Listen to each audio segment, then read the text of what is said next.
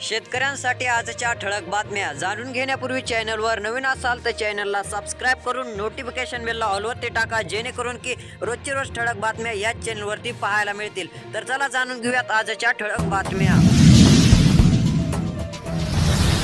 वन्य प्राण्यांपासून पीक संरक्षणार्थ शेतकऱ्यांची लागली धडपड।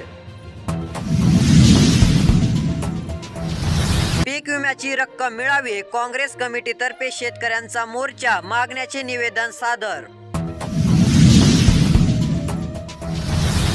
विक्री आणि साठ्यात तफावत, 13 कृषी केंद्राचे परवाने निलंबित। अकोला बाजार समितीत तुरीला उच्चांकी 10,285 रुपये दर, तर उत्पादनात झाली घट, आणखीन दर वाढण्याचा अंदाज। राज्यभरातील कांदा उत्पादक शेतकऱ्यांना मोठा दिलासा, जिल्ह्यातील पहिले मार्केट नंदुरबारात सुरू करणार।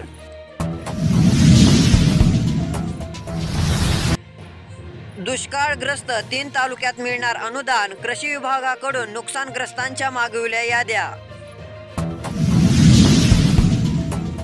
गरिबांना अर्धी भाकरी का, पूर्ण भाकरी खायला मिळेल, पंतप्रधान नरेंद्र मोदी। गरीब हटाओच्या केवळ घोषणा, मात्र कधीच हटवली नाही।